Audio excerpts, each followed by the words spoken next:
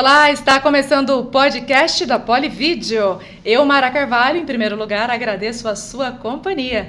E quem vai dividir o microfone comigo hoje é Chico Cofuri, esse jornalista e produtor de vídeo. Chico, Exatamente. Muito obrigada pela oportunidade da gente bater esse papo hoje com o nosso convidado ilustre, que é o simpático astrólogo João Bidu. A palavra é sua, Chico, fica à vontade. É isso aí, temos hoje o João Bidu com a gente, vai ser publicado nos 2 canais dessa vez simultaneamente e vai ser bem interessante. João Bidu é um cara super popular no Brasil, muito conhecido, e a gente vai saber de astrologia, da empresa do João, das atividades dele, é muito legal. Fica aí que você vai ter só coisa boa para assistir hoje.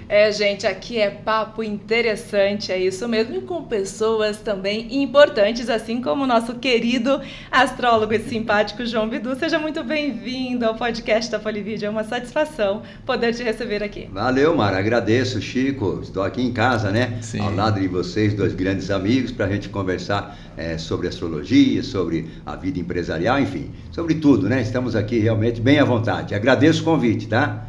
A gente que agradece, Chico. Eu já vou começar aqui, já cutucando, querendo saber então sobre astrologia. Sim. Nesse caso, João Bidu, até uma pergunta aqui. Como que você define... Olha, gente, você, porque ele já brigou comigo falando do senhor que não é, tá? Então, por isso. E não tem nem como, né? Nessa liberdade toda que nós temos, sem dúvida, essa sem simpatia. problema. Como que você define, então, a astrologia? Mais como uma ciência ou como algo, assim, inusitado? De que forma? E depois a gente quer entrar nesse campo. Não chega a ser uma ciência, não, né? A astrologia, na verdade, ela usa dados astronômicos e leva para o campo de previsão, do campo de energia, do campo de comportamental, né? Mas, na verdade, a astrologia não pode ser considerada uma ciência, não, tá? É mais uma arte, né? É porque você vê que muitas e muitas pessoas, no meu caso, por exemplo, não cursou nenhuma faculdade, etc. e tal, e através de livros tiveram conhecimentos, e isso cresceu cada vez mais depois que veio a internet. Então, realmente explodiu no Brasil o número de profissionais conceituados e de qualidade que falam sobre astrologia na internet. Então, realmente, não tem a ver com ciência, não. Ela usa dados científicos, mas de uma outra maneira, certo? Plutão existe, Saturno existe, Marte existe, e aí tem aquela briga da astronomia, porque a astronomia acha que Plutão tem a sua finalidade, tem o seu objetivo, e que não é bem esse que a astrologia trata. Mas o pessoal da astrologia, que é o meu caso também, a gente vê no Plutão, vê no Marte, vê no Mercúrio, essa conotação energética, espiritual, emocional. Interessante. Muita coisa, hein, João? E eu lembro de você no jornal, publicava, né, todo dia, né, as previsões, e começou até fazer no rádio, né, na Ouro Verde. Foi. E também no jornal. E o pessoal corre para o jornal de manhã para ver a previsão sem sair de casa, né, não sai sem ler. Né? Antigamente era assim, agora é na internet, né? Porque o jornal, infelizmente, na mídia impressa, e nisso daí também se coloca a editora Alto Astral, atravessa um momento realmente muito difícil, vamos dizer que está praticamente em fase de extinção, né? Só não se sabe quando vai terminar, mas que vai, infelizmente vai, porque o digital é muito mais fácil, né? Tá na sua mão, você não precisa pagar, quer dizer, tem que pagar, às vezes ver publicidade que você não queria ver, etc e tal, mas o digital realmente, e a garotada principalmente, né? A nova geração que vem vindo, já não tem contato com jornal, já não tem contato com revista, é tudo no digital. Isso que faz, não precisa ser nenhum astrólogo para fazer a previsão, que daqui a alguns anos vai ser só digital, né? Exatamente. Eu tenho uma pergunta assim do seu início da astrologia. Antigamente, o mais conhecido era o Omar Cardoso, né? Sim. No Brasil todo. Eu comecei inclusive com ele. Então, e depois dele, no Brasil foi você, né? Mais amplitude. Jamais passou pela minha cabeça que isso iria acontecer, né? Porque, na verdade, eu comecei com o lado astrológico para apresentar o programa do Omar Cardoso. Eu não teria nada a ver de ser astrólogo, não tinha nada a ver. Até achei que não daria certo. Naquela época, o Tobias Ferreira, que criou o João Bidu, para apresentar o programa Bom Dia mesmo, do Omar Cardoso, na Jovem Ouro Verde. E aí o João Bidu fez sucesso, mas como apresentador, né? Porque essa era a minha missão, ser a interface entre o Omar Cardoso, que mandava o programa gravado, e o público que interagia, que ligava, etc e tal, queria saber do signo. Aí depois sim, eu me encantei pela astrologia, no contato com o público feminino, mais compreensivo, muito mais cordial do que os homens mais que sensível. eu encontrava no futebol, que os caras xingavam: ô João, você é um pé frio, toda vez que você narra jogo, o Noroeste perde, não sei o que, aquela coisa toda de futebol, que é muita paixão, né? E lá na astrologia com as mulheres, eu tive um acolhimento realmente especial. Aquilo me deu uma luz e uma força a mais para eu começar a entender de astrologia, né? Também não visando a ser astrólogo, mas pelo menos ali, na lida da apresentação do programa, para eu saber algumas coisas. Aí o interesse foi crescendo, os conhecimentos também. Nisso, pimba, o Omar Cardoso sai da rádio, vai para a emissora concorrente, que era Bauru Rádio Clube. Aí eu fui jogado aos leões, né? Aí eu tive que ser astrólogo na marra. Aí toca aprender, toca estudar mais, e estou até hoje, né? E a astrologia, a gente não para de estudar, está sempre pesquisando.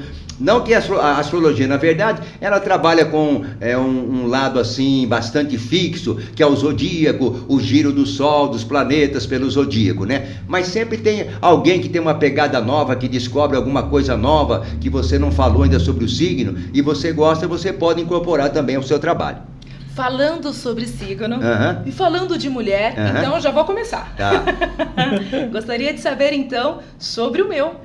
Eu sou de 7 de janeiro. 7 de janeiro, Capricórnio. Capricórnio. Naquele tempo que eu comecei lá no rádio com o Omar Cardoso, então no começo eu não falava nada de astrologia, só apresentava. Depois eu comecei a falar. Aí o Tobias Ferreira, que era o diretor da rádio, que era amigo do Omar Cardoso, falou que o Omar Cardoso ia responder especialmente para Bauru. E eu pedi as cartas para as pessoas, para os ouvintes, né? 99% de mulheres, né? Para mandar suas perguntas, suas cartas, etc e tal. E naquele tempo tinha muito isso: fala do meu signo, fala do meu signo.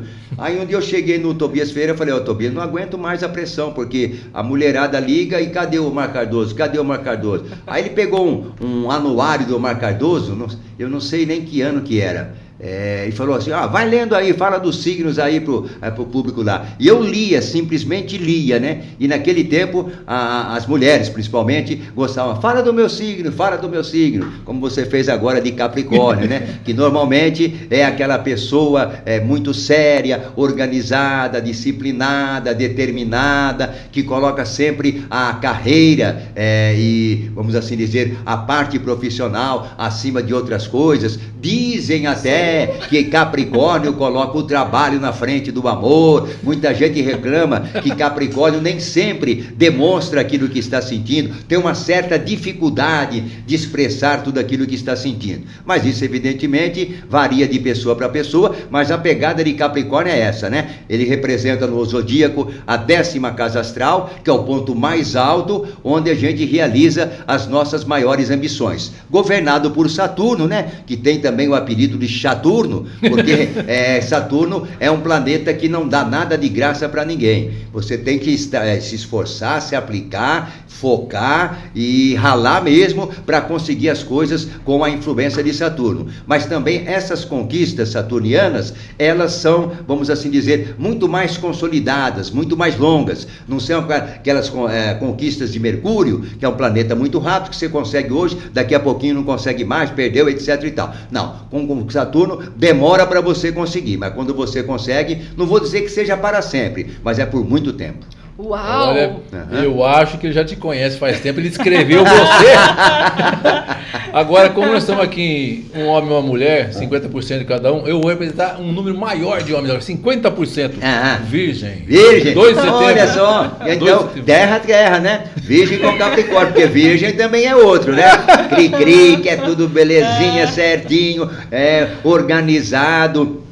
critica aquilo que vê de errado. Virgem com Capricórnio é uma beleza, sem dúvida alguma. Ó, que entrosamento, hein? E Capricórnio é o paraíso astral de Virgem, né? O signo que representa a quinta casa astral. Você pode esperar muitas alegrias ao lado da Mara, né? Ei, beleza. Encontrei meu paraíso. Encontrou o paraíso, é. Produção, quer também alguma informação aí dos signos? Já aproveita. Vamos lá, seguindo Ó, mais algum signo.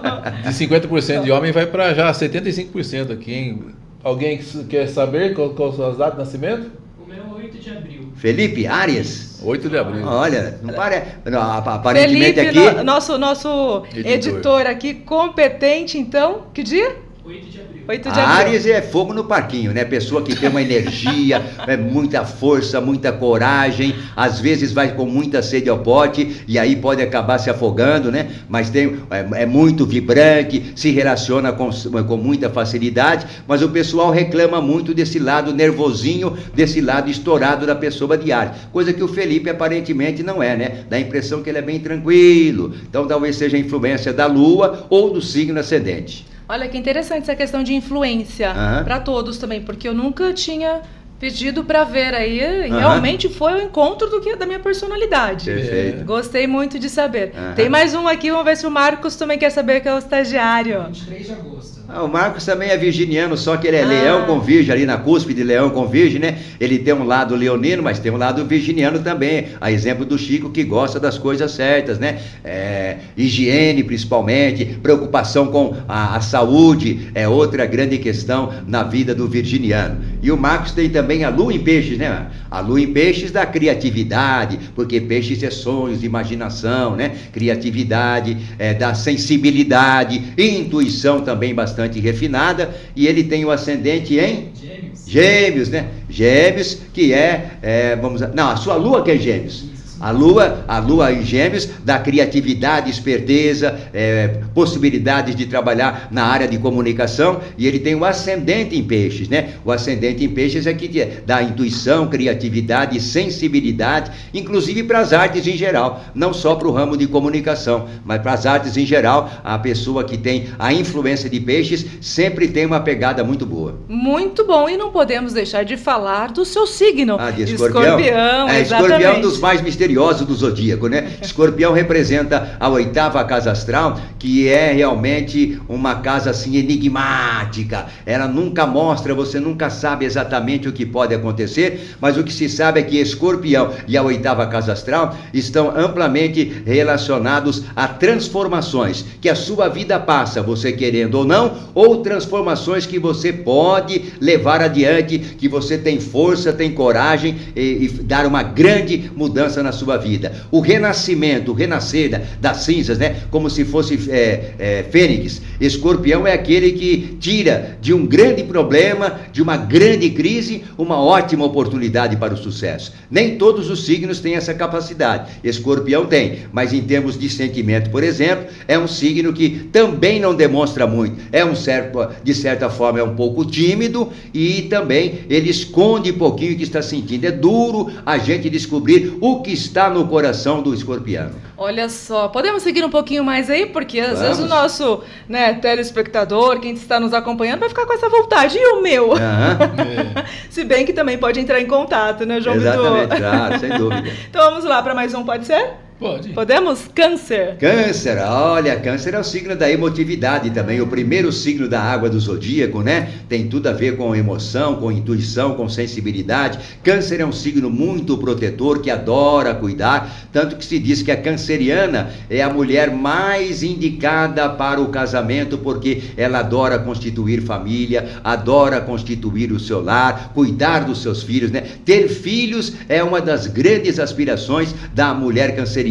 Também tem boa criatividade, tem preocupação na parte financeira, de poupar, de não gastar, de sempre preocupar-se com o dia de amanhã. Este é o signo de Câncer. Uma pessoa também muito ligada às coisas do passado. Tudo que diz ao passado acaba refletindo na vida da pessoa de Câncer, que agora tem inclusive, né, uma influência muito poderosa. Desde o dia 9 de junho, Júpiter, que é o planeta da sorte e da prosperidade, entrou no signo de Câncer, onde vai ficar 1 ano e meio. Então, uma influência que os cancerianos e as cancerianas devem aproveitar, porque vem aí uma onda de otimismo e de condições de prosperar em todos os sentidos da sua vida. Fenomenal. E aí, Chico? É de que mês que é? Eu não sei muito em signo. É que mês que é de câncer? julho? Câncer é junho, julho. É. 20 de junho, o Sol dia 20 de junho entra em Câncer e dia 20 de julho já entra em Leão. Aliás, isso daí falando bem, Chico, de ano para ano, há uma mudança na entrada do signo. Quem nasce na cúspide, no término de um signo, no começo do outro, sempre precisa fazer o mapa astral para saber exatamente a que signo ele pertence. Porque de ano para ano tem essa mudança, né? Tem ano, por exemplo, que o Sol entra em Câncer no dia 21 de junho. Esse ano é no dia 20 de junho, porque também, desde o início, ele já vem antecipando um dia. E agora também é bem verdade que a pessoa que nasce nessa cúspide, na passagem de um signo para o outro, provavelmente, com toda certeza, tem influência dos dois. Mais de um, menos de outro, mas tem influência dos dois. E agora uma outra, você falou das mulheres, do pessoal que faz as perguntas e tal. Além do signo, te pediram, por exemplo, para decifrar sonhos?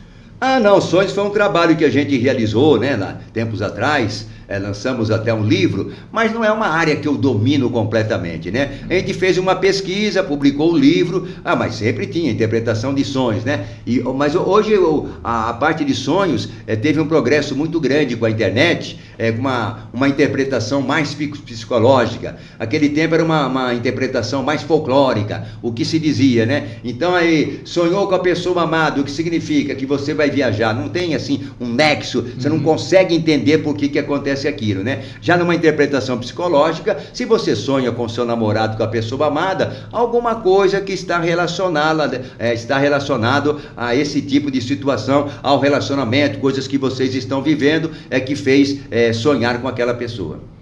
Tá certo. E aí também tem, além dos signos, dos sonhos, tem gente que pergunta também sobre seres extraterrestres, esses comunicados de outras dimensões, né? Não é bem extraterrestre, mas outras dimensões, que tem intuição, eu acho que está sendo avisado por outras vozes.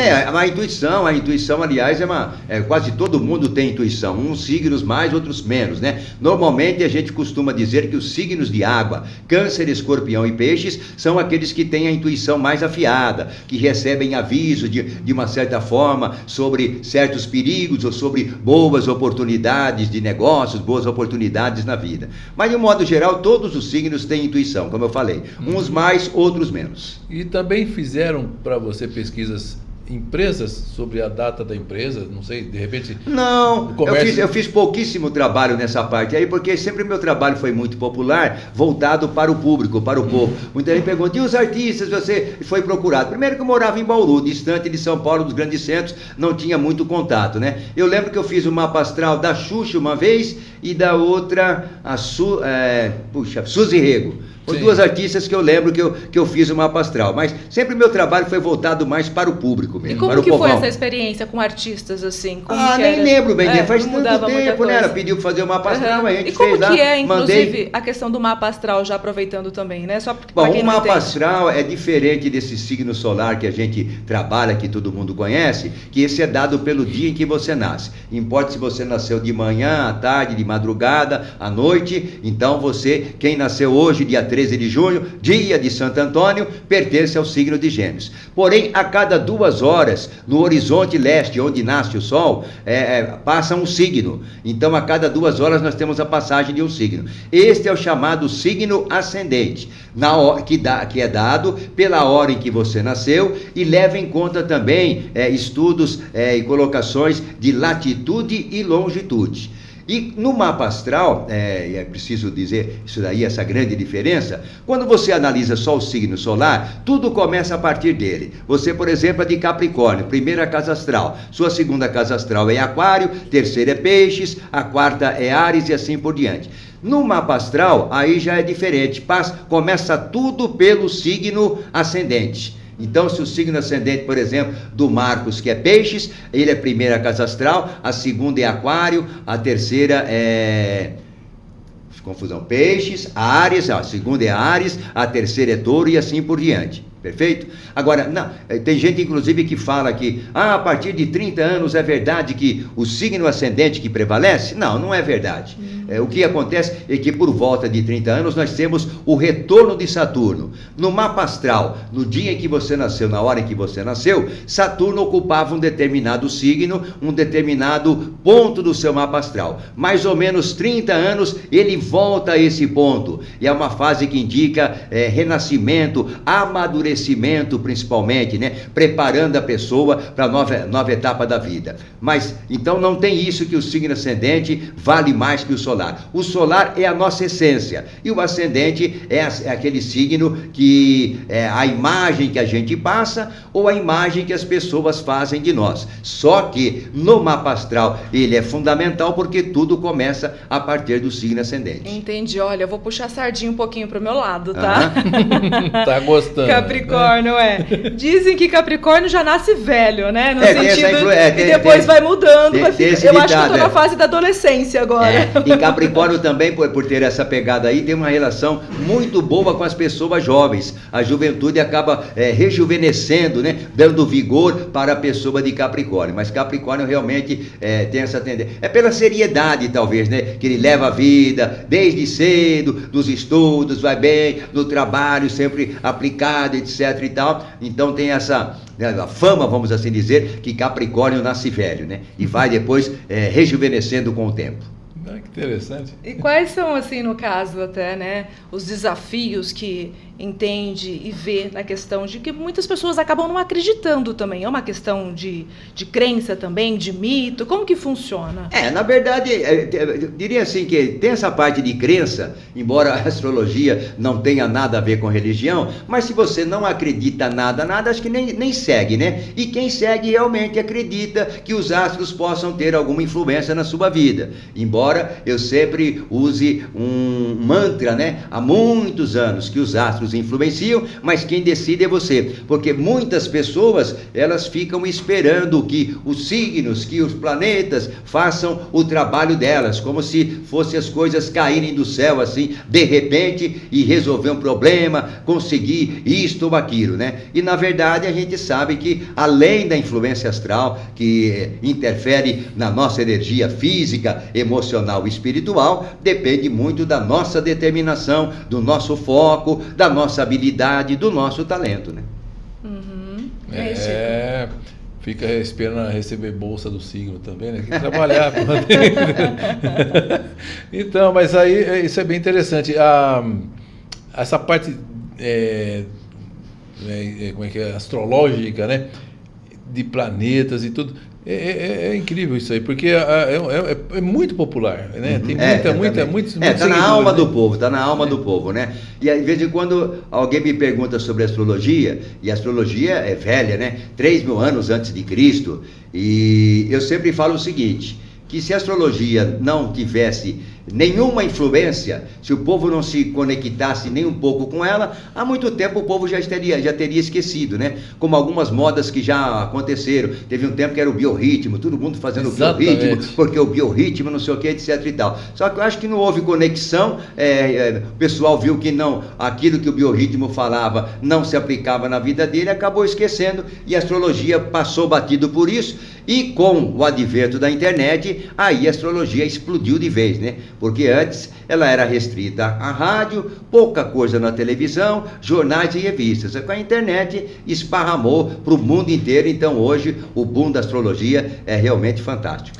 Eu tenho mais uma dúvida, técnica até, porque, como vocês sabem, né, eu gravei muitos nascimentos, né? Sei. E o pessoal sempre brinca na hora que nasce a criança, vê a hora direitinho por causa do signo dele, a hora que nasceu, os minutinhos que nasceram. Tem influência também a hora e o minuto ou não? Não, exatamente, claro. Como eu falei, né, o signo solar é dado pelo dia em que nasceu. E o ascendente conforme de 2 em 2 horas. Às vezes nem tanto, mas de 2 em 2 horas vai mudando, né? O signo ascendente aí realmente tem influência no mapa astral. E aí até mais uma questão assim, pensando no ano de 2025, também é possível fazer essa leitura? Nós estamos aí em meados de 2025, ou não? Só depende da pessoa e do signo? Não, exatamente. O ano de 2025 é regido por Júpiter, que é o planeta da sorte, da prosperidade, né?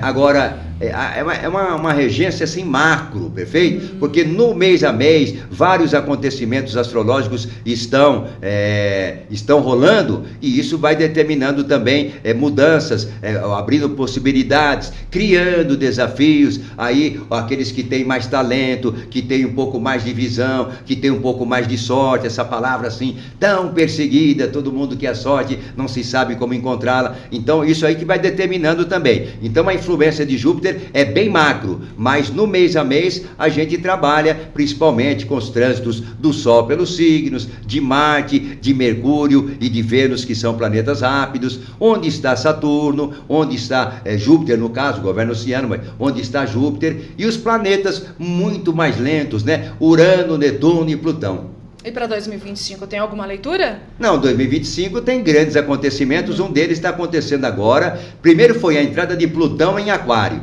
Plutão é o planeta que governa Escorpião, ele tem um lado de transformar, que eu falei, né, transformador, mas tem também um lado destruidor. É muito importante a gente saber lidar com as energias plutonianas. E agora Plutão está em movimento retrógrado em Aquário, podendo afetar vários segmentos, principalmente a aviação. Isso eu já falei há vários tempos, antes desses acidentes que estão ocorrendo. Também pode afetar a estrada de ferro, porque a estrada de ferro, esse meio de locomoção, também é governado por Aquário. As amizades de um modo geral, a tecnologia também recebe essa influência poderosa de Plutão. E não só, né, no caso da tecnologia e as comunicações, porque daqui a pouquinho Urano, que está em Touro, Urano que governa Aquário e que é um planeta muito moderno, rápido, né, e que provoca assim mudanças realmente rápidas, entrará no signo de Gêmeos, onde ele vai se sentir em casa, porque Urano é do ar, ele está em Touro, que é da terra, então as coisas acontecem,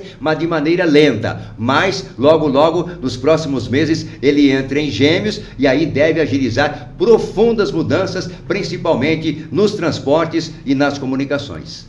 E a gente está vendo aí, né, o progresso da IA, todo mundo só fala IA, inteligência artificial, faz isso, faz aquilo. Hoje mesmo, o Pedro José, meu sócio da editora, mandou para mim, fizeram por IA um vídeo, onde eu apareço falando, depois logo desapareço a minha imagem, mas a voz é bem parecida com a minha, falando com cartas, uma coisa que eu nunca trabalhei. Mas, então, esse é o problema, os efeitos colaterais da internet, né? Ela tem o seu lado bom, mas também tem o seu lado. E a inteligência artificial também ajuda muito, mas sempre aparecem aqueles diabinhos para usar da maneira errada, né?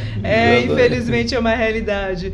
E falando de alguma coisa assim negativa, já teve momentos que fez essa leitura do mapa astral e viu algo que não era positivo, e como que lidou para passar para a pessoa? Acontece isso? A gente tem que ter uma habilidade muito grande, porque a astrologia ela não é científica, ela não é matemática, né? Quando você vê ali um planeta em determinada casa astral, não significa que necessariamente aquilo vai acontecer. Então, quando é coisa boa, você não precisa ter preocupação, porque uma coisa boa que não acontece pode dar uma frustração, mas é diferente. Aí quando você vê uma coisa ruim, aí você coloca isso na cabeça da pessoa, se ela está consultando direto ou indiretamente a astrologia, é porque ela acredita um pouco. Então, se você tem que ter uma habilidade muito grande de colocar as palavras, de passar a mensagem de maneira mais amena possível.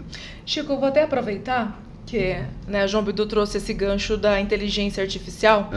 Acha que a IA ela pode substituir um astrólogo, por exemplo? Agora é a tendência?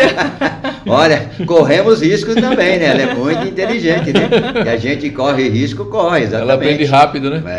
Exatamente.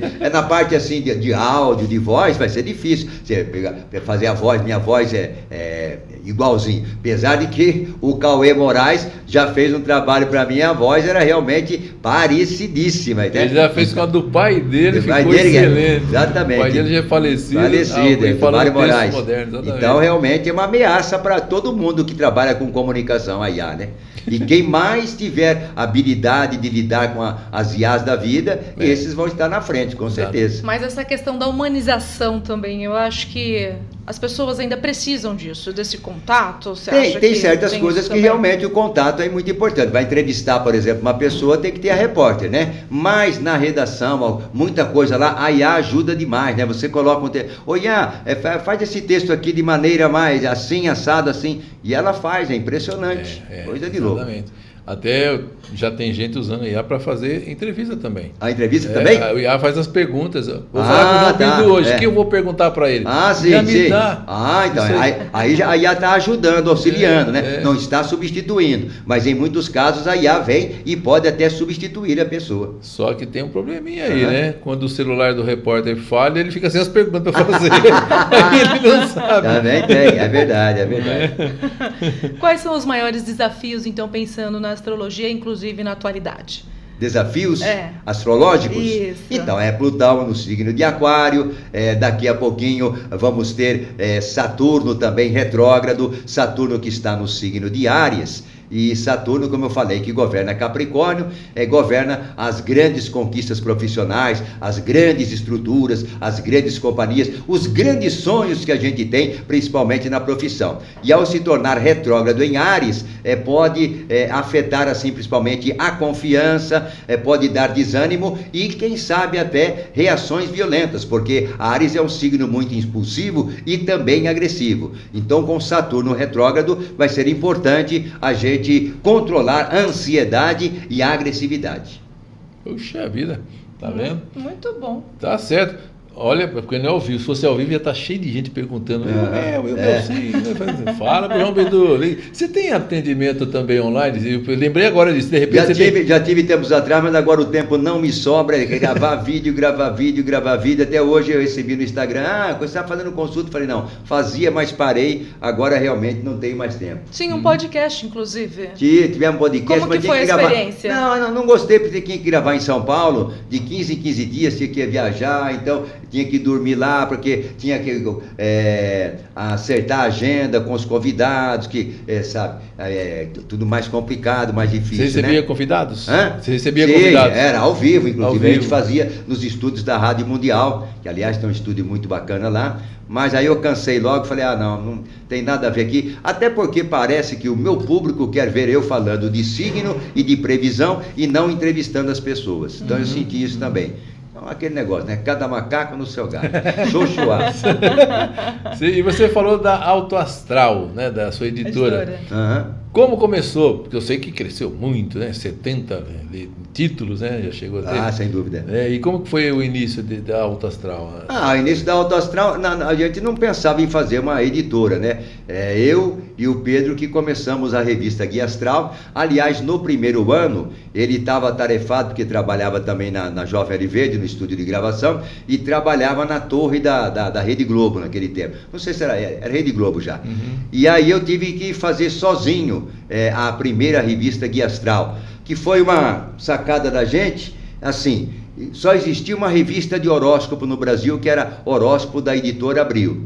E eu falei, bom, se existe uma, pode existir uma segunda, né? Até o Tobias Ferreira, que foi o criador do João Bidu, quis me dissuadir, falou, não, João, isso não vai dar certo, vocês não vão ter o que falar durante o ano, astrologia, horóscopo é só no final do ano. Eu falei, não, Tobias, mas se tem uma, quem sabe pode ter outra, né? E a gente não sabia que existia uma grande demanda reprimida, tanto que lançamos a revista Guia Astral, foi um sucesso retumbante. Depois vieram outras revistas também no segmento místico, né? No segmento astrológico. Aí, em 1995, foi a grande arrancada, quando lançamos a revista Todatim, que não tinha nada a ver com o segmento astrológico, né? Voltado para a menina, adolescente, exatamente. E aí, foi criando o corpo, de repente, a gente queria fazer uma revista, e de repente a gente viu que tinha uma editora, né? Que cresceu bastante, chegou a um certo tempo, teve mais de 300 funcionários, somando funcionários registrados e estagiários, né? Foi a editora que tinha a segunda maior venda em bancas no Brasil, só perdendo para a Editora Abril. Aí depois veio a internet, a nossa distribuidora Abril, né, principalmente. Na verdade, a distribuidora, segundo consta, ela não estava mal das pernas, mas a Editora Abril, que estava com uma dívida de 2 bilhões de reais, aproveitou e colocou todas as empresas coligadas no rolo, pediu recuperação judicial, deu um tombo na gente sensacional, e antes disso a gente já vinha sentindo a queda nas vendas em função do avanço na internet. Sim. Porque enquanto foi só o computador, o PC, não teve muito problema. A partir da entrada do smartphone, aí realmente a concorrência foi muito grande e a gente viu que o nosso campo estava diminuindo cada vez mais. E aí você não queria acreditar que isso pudesse acontecer. Não, é uma crise, é a economia do Brasil, é fase, o pessoal não tem dinheiro para comprar, etc e tal, mas não era. Era 10% da crise da economia e 90% da concorrência da internet. Eu passei por isso também, né? Porque a gente fazia reportagens fotográficas, fotos e vídeo, e o celular concentrou tudo, né? Exatamente. Até um livro está no celular, tudo está no celular. Tudo no celular. Então diminuiu muito o trabalho nosso também. Aí a gente vai, igual você, digitalizando as nossas profissões. Hoje eu digitalizo tudo para os clientes, né? Tudo que eu fiz, e eles têm arquivos de negativos, fotográficos, CD, DVD, slides, que a geração nova nem sabe o que é isso. Eu digitalizo tudo. E para preservar a memória das famílias. Perfeito, porque, sem dúvida. Se não perde, né? Eu tenho recebido muito trabalho aqui, constantemente, fitas VHS, que a nova geração também não conhece. O meu filho, com 16 anos, quando ele viu um LP, ele não sabia o que é. Pai, que é isso? Que bicho é esse negócio que pode? Eu pus para tocar e aí eu virei do lado 2. Ué, toca dos dois lados, não é igual CD. Então, é isso. E hoje, né, meu filho já está na faculdade, fazendo TI, inclusive, e ele já está querendo comprar o próprio aparelho toca-disco. Está voltando para preservar. Ele quer um toca-disco tradicional, com LPs. Né? Então, isso a gente tem que atualizar, acompanhar a mudança dos tempos. Né? Sem dúvida. Só que, às vezes, a gente que está acostumado lá, a gente que era totalmente impresso, né? Vamos assim dizer, aí você não fica acreditando que aquilo vai acontecer. E às vezes você demora para tomar a decisão, falar, olha, não tem jeito, vai acontecer mesmo, hein? Vem uma onda aí, vem um tsunami aí, vamos correr enquanto dá tempo. Exato. E se você não faz isso, você fica perdendo tempo, você vai para o digital, mas não vai com os dois pés, vai com um pé em duas canoas. E isso acaba prejudicando. Prejudicou a gente e prejudicou várias editoras, porque no fundo, a gente não conseguia acreditar que a internet, que o smartphone iria acabar com a mídia impressa. Mas como? A pessoa está acostumada a ler a revista, etc e tal. Não, muita gente não mantém esse hábito, pouca gente mantém esse hábito, porque todo mundo logo se acostumou com o celular, não teve jeito. E isso não foi só na mídia impressa, né? Até a própria televisão sofre também com a digitalização. Eu confesso que eu ainda tenho essa necessidade do impresso. Sim, né? Que exatamente. Que é diferente, né? É a idade, né? Eu não sou dessa geração. Eu também não sou dessa geração. Mas, do jeito que o público, a garotada que nasceu, vamos assim dizer, alguns anos atrás, nem viu impresso, nunca teve contato com isso. Então, jamais vai chegar perto. Né? E a editora Alto Astral, ela teve uma grande importância aqui na cidade de Bauru, empregou muitas pessoas, né? Foi um marco realmente que Brasil passou a conhecer. Comente um pouco sobre esses momentos tão importantes, não somente, né, para você, mas também para quem passou por lá. Estava até comentando com o Marcos lá, e dizendo que naquele tempo lá, o pessoal, os jornalistas, né, que faziam o Nesp, etc e tal, o grande sonho deles não era ir para São Paulo, era trabalhar na editora Alto Astral, porque a gente era grande mesmo aqui em Bauru, né, com todo esse conforto, não tem trânsito, todo mundo quase se conhece, é outro clima, é outra pegada. Almoço em casa. Almoço em casa, almoço de 2 horas na editora, era um outro mundo, né? Fazer uma revista, quantas matérias tinha uma revista? Umas 5, 6 matérias, algumas sessões, etc e tal. Hoje sou obrigado a fazer isso daí quase por dia, para manter o site lá. Então, era outra pegada. Mas foram tempos maravilhosos, a gente formou realmente uma equipe de primeiríssima qualidade, gente focada, talentosa, com empenho, né? E quem viveu, viveu, né? Então não posso reclamar. Pois acabou, mas a gente teve realmente tempos áureos, gloriosos lá na editora Alto Astral. E agora, nessa era do digital, como que está sendo se reinventar? Como que está sendo essa experiência e os resultados também? Não, os resultados financeiros são completamente diferentes, né? Na editora Alto Astral, por exemplo, hoje ela se dedica a revistas digitais. que encontra em determinadas bancas digitais, que são abastecidas por certas distribuidoras digitais também, tudo na parte digital. Essa editora Alto Astral, nós empregamos lá hoje, acho que 10 pessoas, apenas 10 pessoas, a redação é bem curtinha, né? E fora isso, a editora Alto Astral pertence ao Pedro José e a mim. E na divisão do bolo, a gente tinha também a Cultural, que trabalhava com livros. Vendemos para o Marcelo Peleja, a Astral Cultural, e ficou a Astral Digital. Essa ficou no meu nome, que o João Carlos de Almeida Filho, meu filho, que toca na parte comercial, toca, enfim, lá a empresa, né? Essa tem os sites e as redes sociais. Assim que a gente se adequou a essa nova situação. Mas em termos de faturamento financeiros, é incomparável, né? O papel dava muito mais dinheiro do que o digital. Apesar de que tem muita gente também que conseguiu entender rapidinho o digital lá atrás, né? E vem. Então, a gente não tinha concorrência naquele tempo, né? Em termos de João Bidu na banca, era João Bidu. Hoje não. Tem centenas de profissionais falando sobre astrologia, fazendo previsões, e eu estou lá no meio, disputando espaço com eles. Sim. Muito bom. Olha, falando de João Bidu, a importância também não foi só na astrologia, não, viu? Você sabe disso, Chico. Sim. Vamos falar sobre os projetos importantes realizados aqui na cidade também, que inclusive, que ocupou aí o cargo da presidência da Sorri. Ah, sim. 33 anos. Quase. Que é uma instituição muito importante também aqui para nossa sem cidade. Dúvida alguma, a Sorri é uma instituição que merece assim, um carinho especial do público bauruense, porque ela é SUS e dá um atendimento de saúde paga, né?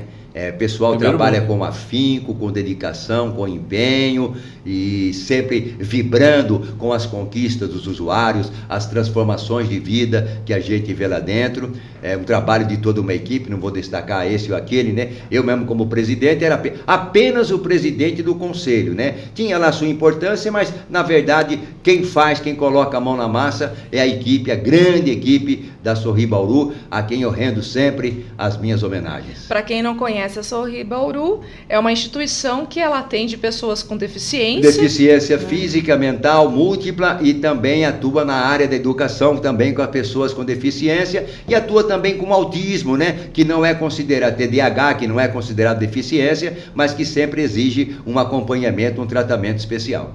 Na sua gestão, inclusive, recebeu aí um reconhecimento, né? A nível Brasil, João Bidu. Ah, sim, tivemos 2 vezes, recebemos o prêmio 100 melhores ONGs do Brasil, né? Isso deixou a gente bastante feliz, mas um dos maiores troféus que a Sorri recebeu, eu acho, na minha opinião, né? Eu estava ouvindo um dia 96 FM e foi lá o professor Aparecido, professor Sebastião, professor Sebastião, que é o diretor de medicina de Bauru. E ele falou que em Bauru ele encontrou uma das joias da saúde, e era a Sorri. Então esse acho que foi o grande troféu que a Sorri recebeu, um elogio de uma pessoa gabaritada, né? E que tem uma experiência vasta em saúde pública. Perfeito. Isso só. E a Sorri tem as próprias oficinas também, né? De fazer tem a parte de ortopedia, né? Tem a nossa tecnologia assistiva, a gente faz as próteses, órteses lá, tem tudo isso lá. Uma equipe grandiosa, né? Nós estamos chegando agora a 520 colaboradores, 520. É uma grande empresa, na verdade, a Sorri Bauru, né? E além dessa parte de reabilitação com a pessoa deficiência, a gente faz a gestão para a prefeitura da saúde e da família, atuando nos bairros com as equipes, envolvendo vários profissionais também. Quantos anos tem a Sorri? Sorri vai fazer 40, esse ano faz... Nós estamos em junho, vai fazer 49, o ano que vem 50 anos de vida. Puxa, Olha, nesse período todo que esteve à frente aí na Sorri, lembra de algum episódio, claro que deve ter muitos, mas algum marcante para compartilhar conosco? Puxa vida, episódios marcantes é o que não falta, numa instituição, né? Mas o que eu poderia... Eu citei agora esse elogio que eu recebi, da Sorri. Você em nome da Sorri. Estava, né, à frente. Mas eu estava ouvindo só o programa, né? O professor Sebastião realmente foi notável, mas sem dúvida alguma, do carinho do público lá, né? O carinho pela minha pessoa, mas muito mais as transformações de crianças que chegavam sem andar, sem falar e conseguiam se reabilitar, e isso a gente acompanhava, né? Eu um pouco mais à distância porque era presidente do conselho, mas a vibração da equipe, das pessoas, dos profissionais de saúde, da Sorri, com as conquistas que os usuários iam fazendo, era a emoção sempre a gente tinha, com o nosso teatro que se apresenta todo final do ano também, é um dia muito emocionante, a nossa parte musical também, as pessoas com deficiência, as mais diversas deficiências, mostrando os seus talentos musicais também, é alguma coisa que nos gratifica muito e que emociona. Perfeito. Muito bom. Agora tem mais uma fase do João Bidu. A Conta aí pra fase nós. de microfone. A fase do narrador esportivo. Para quem não sabe, o João Bidu, que vocês conhecem no Brasil inteiro, João Bidu, é João Carlos de Almeida, narrador esportivo de futebol de campo, no tempo que não tinha internet, não tinha televisão, muito, só em times gigantes por aí para fora. A gente ouvia rádio e imaginava o jogo nas vozes de João Bidu. E com essa voz, né? Um vozeirão e tanto. O pessoal acompanhava pelo rádio e não sabia que às vezes a gente errava feio lá, né? A bola passava longe, passava raspando o travessão, que raspando, não. A gente que tá naquela ânsia torcendo pro Noroeste lá, né? Você via coisas que os outros não viam. Foi pênalti, pênalti. Depois você vai ver direitinho, não foi pênalti, não. É que na ânsia, né? Você misturava a informação que você estava dando com a torcida que você tinha também pelo time, né? Mas foi uma época gloriosa e eu sempre quis ser locutor esportivo na minha vida, né? E consegui realizar esse desejo. Eu comecei na Rádio Terra Branca, que não existe mais, que era lá perto do estádio Alfredo de Castilho, e em 1968 eu fui para a Jovem Auriverde. O Paulo Sérgio... Que idade você começou no rádio? Comecei com 15 anos. Todo mundo, comentários varzianos, comentários varzianos. E acho que eu fui para... Não me lembro bem, em 1968, eu fui para a Auriverde. Eu nasci em 47, eu sou ruim de conta. Quantos anos? Ixi. 29. Não. 19. 19 anos. 19 anos eu estava na Jovem Auriverde, ao lado dos Cobras. 47, 68, 21. 21, né? 21. Exatamente. O Paulo Sérgio, Ari Gomes... Sica, Netão, Maurício Picarelli, Walter Neto, grandes João nomes. Costa, exatamente, nomes que marcaram época, né? Então foi uma fase gloriosa também da minha vida, onde pude aprender bastante nas transmissões de futebol, a gente enfrentando muitas vezes situações complicadas aí pra fora, porque futebol é paixão, a torcida não pode pegar o time lá, apedrejar o time, joga pedra no locutor da rádio. Nossa senhora. Passei por isso com a TV Prevê, nós vamos fazer Paraguaçu Paulista, 12 numa van, um time para transmissão. A gente, e todos uniformizados com a camisa da TV Prevê, vermelha e branca. O Noroeste foi jogar lá. Um prato cheio, hein? E ainda ganhou de 1-0. Rapaz, de fomos escoltados pela polícia até o trevo da cidade para ir embora. A gente ia jantar, nem jantamos aquela noite, queriam pegar a gente. Em Birigui o pessoal tacava pedra contra a cabine lá, porque achou que o juiz estava roubando, e o que nós da imprensa temos que ver com isso, né? Mas a gente já passou poucas e boas por todo esse interior aí, acompanhando o Noroeste. Até que em 86 eu lancei a revista Guia Astral. Ainda continuei transmitindo futebol durante um tempo, mas eu acredito que ali por volta de 89, 90, aí eu encerrei definitivamente a minha carreira de locutor esportivo para se dedicar somente à astrologia e à editora Alto Astral. Foram quase 2 décadas praticamente. Exatamente. Foi bem, né? Tempo obrigado mesmo.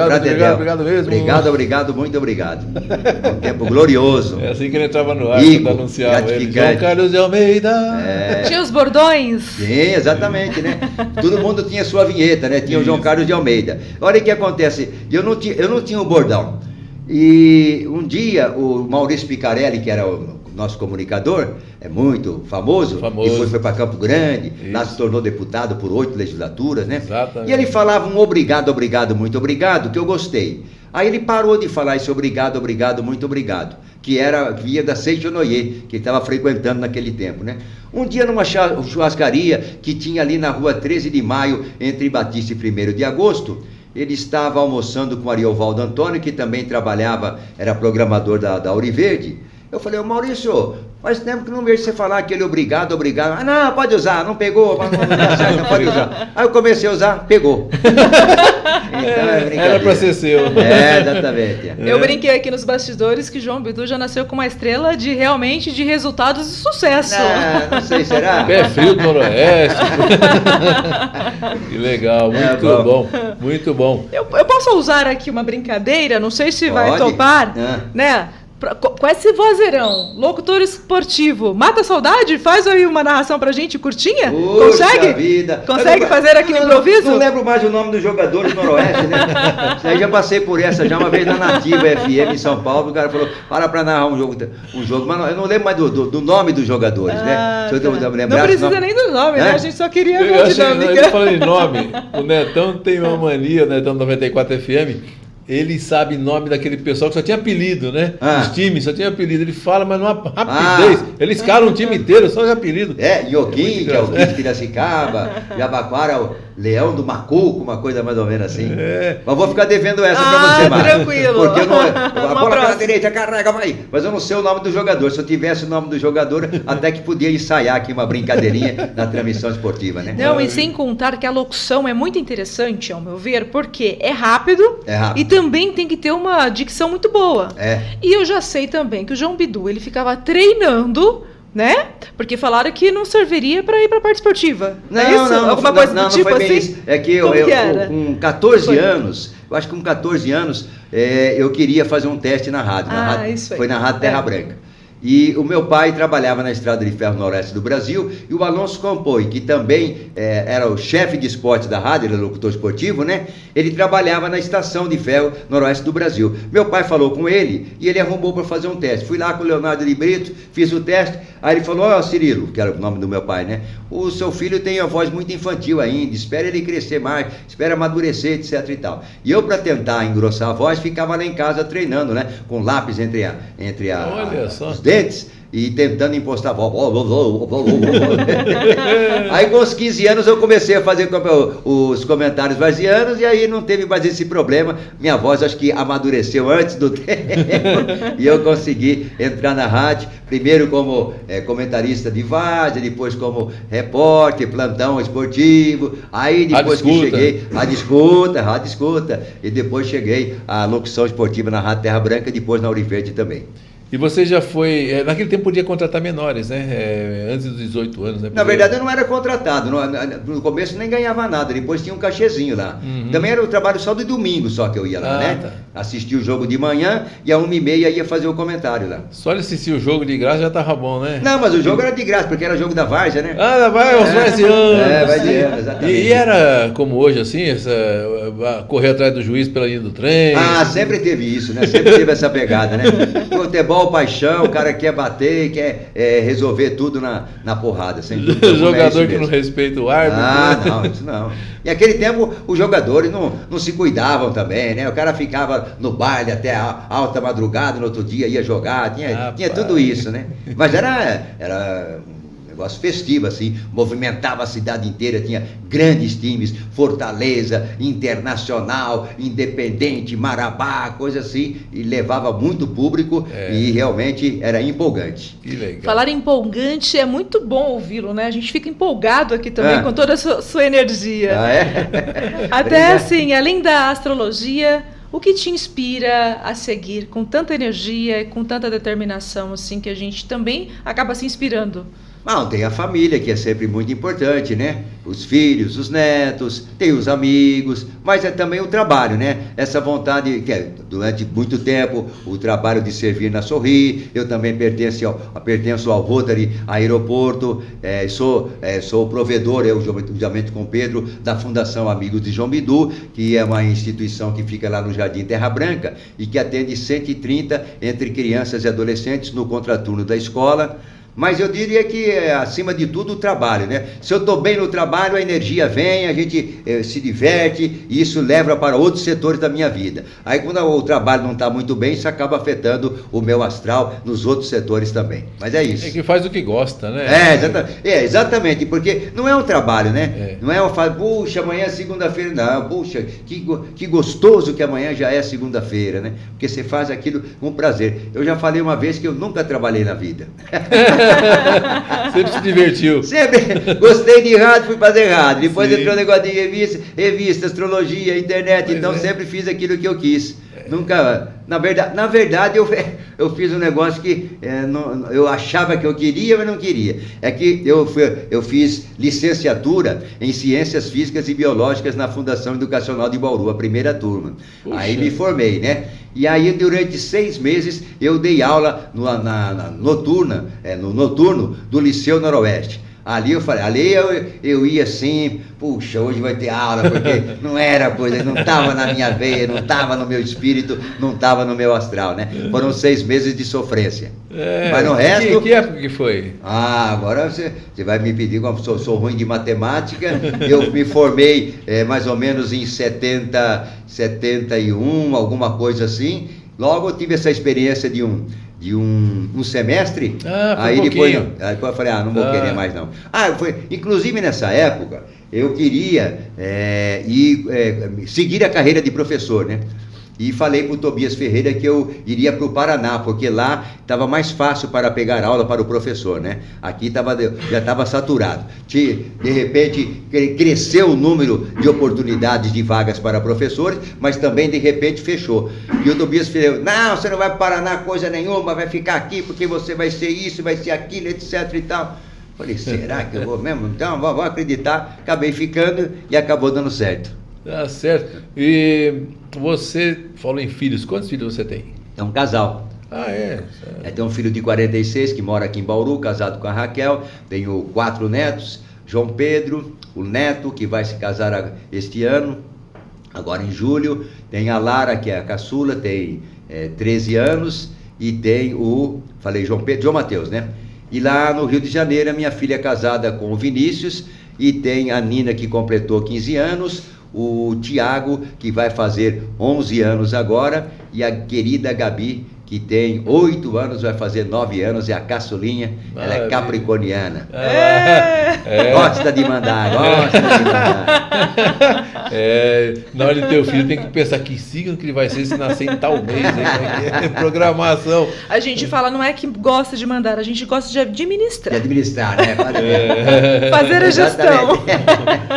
E você nasceu em Bauru? Eu sou bauruense, lá da rua Val de Palmas. Eu não sei se eu nasci, agora como meus pais já morreram, eu não sei se eu nasci na rua Val de Palmas, que hoje chama Célio Daibem, ou se eu nasci na rua Sorocabana. Eu estou desconfiado que eu nasci na Sorocabana e depois meus pais mudaram para Val de Palmas. Que é a rua de cima, né? E aos 2 anos e meio eu tive paralisia infantil, e aí os médicos recomendaram para o meu pai mudar para a Vila Dutra Curuçá, que lá tinha mais liberdade, não tinha trânsito, tá certo que aí também tinha pouquíssimo trânsito, né? Mas lá teria mais liberdade, realmente, e foi uma experiência muito gostosa. Fiquei até aos 18 anos lá na Vila Dutra Curuçá, porque meu pai se aposentou e aposentado não podia morar mais na vila, né? Mas foram momentos gloriosos lá na Vila Dutra Curuçá. Eu mesmo com a minha deficiência ia caçar passarinho, olha só, hoje em dia eu fico pensando lá, matar o passarinho só por matar, só pelo matei 2, matei 3, aquela coisa toda, jogar bola com a molecada. Eu era, como se diz, tinha um nome que falavam para mim, que como eu não podia correr, café com leite, não sei café com leite, alguma coisa assim. Então tinha 2 times, um tinha 8, outro tinha 8, eu jogava nesse time aqui, mas eu não podia correr, não podia marcar, de vez em quando a bola aparecia lá pra mim, eu dava um chutinho lá, né? E foi daí que nasceu a minha vontade de ser locutor esportivo, para poder participar, e ficava com uma latinha lá na beira do campo, transmitindo o jogo, o pessoal, você dá pro jeito, vai firme, você pode ser locutor esportivo, não sei o quê. Eu fui pondo aquilo na cabeça e acabou se realizando, acabou acontecendo. Que legal. E Curuçá, o Pelé também morou lá? O Pelé não morou, o Pelé jogava lá no São Paulinho. Inclusive tem uma passagem muito curiosa, que que um dia eu estava brincando em frente à minha casa lá, eu estava no gol e alguém estava chutando em mim, batendo pênalti em mim. E eu tinha naquela época o apelido de Ciasca, porque eu era muito fã de um goleiro da Ponte Preta chamado Ciasca. Um dia até eu fiz meu pai me levar em Jaú para ver um jogo 15 de Jaú e Ponte Preta, só para ver o Ciasca atuando. Caramba. E o meu apelido era Ciasca, Ciasca. Aí o Pelé ia passando, e era coisa rara, porque o Pelé raramente dormia em Curuçá. Ele jogava de manhã aqui, pegava a coreinha na hora do almoço, entrava no segundo tempo, no São Paulinho, que fazia jogos amistosos, no lugar do meu pai, que era o titular. Meu pai tinha sido jogador do Esporte Clube Noroeste. O Pelé geralmente entrava no lugar do meu pai. Naquela vez, não sei, e ele ia lá, ficava na casa dos padrinhos deles, seu Raul e Dona Ibirene. E não esqueço, tem o Raulzinho, né, que está vivo até hoje.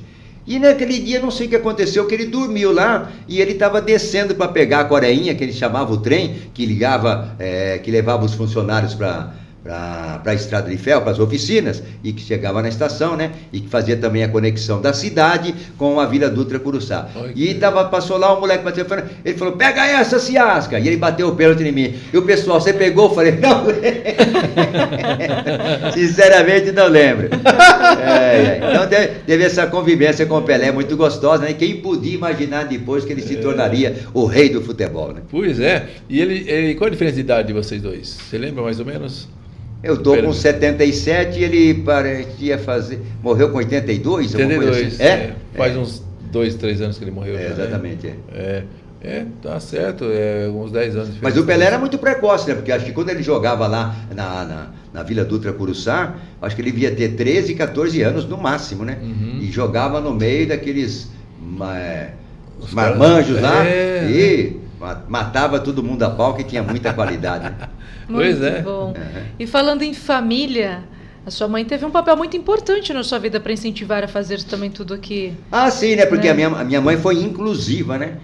Porque naquele tempo, eu já falei isso e repito, era muito comum as crianças, as famílias esconderem os seus filhos com deficiência, porque aquilo é como se fosse uma praga de Deus, tá vendo? Não sei o que, assim, olha o que Deus fez, mandou um filho, uma filha, assim, etc e tal. E a minha mãe nunca acreditou isso, sempre me jogou para a rua, para a escola regular, né? Para levar a vida mais normal possível. Aquilo realmente também teve uma influência muito grande na minha personalidade depois e na maneira de lidar com essa deficiência.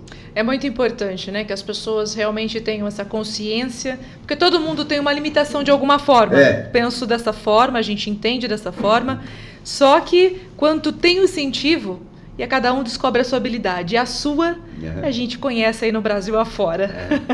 O que a Sorri também faz muito isso, com as pessoas com deficiência, né, reabilitar, né, para o mercado de trabalho e para a vida de um modo geral, né, para o dia a dia, para ser incluído na sociedade.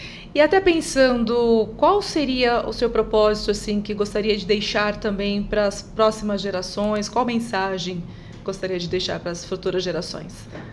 Seu legado. Legado, bom, não sei se o meu trabalho, tenho o legado no meu trabalho e tenho o meu legado pessoal, né? Eu acho que é amor acima de tudo, né? Sem preconceito, sem preconceito principalmente, porque cada pessoa pode ser de um jeito, de outro, ter esse comportamento normal, vamos assim dizer, né? Eu acredito que eu sou assim uma pessoa muito liberal, que aceito as mudanças que o mundo vem experimentando. Algumas a gente estranha no começo, mas depois vai se adaptando, vai se acostumando, e vida que segue, porque sempre analisar mais o caráter das pessoas do que o seu lado físico, o comportamento sexual, etc e tal. Então acho que o legado seria isso, de passar uma pegada assim, não vou dizer de modernidade, mas de tolerância com as diferenças. Muito bem. Chico Cofone. Muito bem.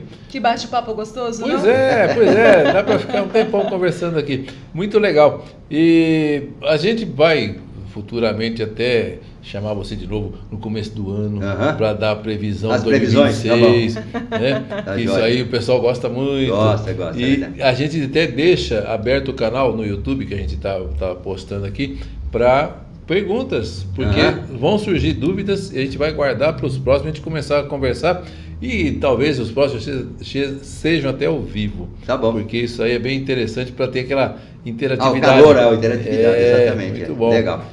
Agradeço. Falou? A Eu gente acho agradece que- muito Valeu. também, com certeza. Valeu, Mas Chico. antes da gente fechar aí, tem algum projeto pensando no futuro? Como Não, que pensa? não. Só Porque trabalho, João Bidu trabalho, não trabalho. para, né? Faz um projeto grandioso, alguma coisa diferente? Não tenho não. Não dá tempo nem de pensar nisso. Tá Trabalho certo. demais. Valeu? Tá ótimo. Então, para vocês que acompanharam a gente, se gostaram ou não gostaram, transmita para frente e compartilhe. Para quem você não gosta também, compartilha também, porque o negócio é ser conhecido aqui. O João Bidu tem muita história para deixar para todo mundo ouvir, para conhecer. É um cara que deixou a sua... Ele é humilde, mas a marca dele já está pelo Brasil pela história. Tá certo? Então, Mara, até o próximo. João Bidu, muito obrigado. Valeu, Chico. Valeu, isso Mara. aí, muito obrigada Abraço para todo por mundo aí. dividir. Valeu, obrigado, hein? Dividir o microfone com você também. Mais uma vez, minha Valeu, imensa Mara. gratidão. Opa. E claro, né, meu respeito e meu carinho pela sua pessoa, pelo seu profissional. Não posso deixar de mencionar isso. E está sempre aberto aqui as portas para falar conosco, com Obrigado, certeza. obrigado, Brasil muito todo obrigado. agradece. Valeu. Mara. Quero Tá joia. agradecer também, claro, quem está aqui na nossa companhia, nosso editor, Felipe Bordinali. Agradecer também o Marcos de Almeida, que está aqui nos acompanhando, estagiário. Gratidão a todos. E, claro, o meu muito obrigado a você pela companhia, pelo carinho. Continue com a gente. Polivídeo Podcast tem mais novidades para você por aí. Até mais, no nosso próximo encontro. Até breve. Um forte abraço.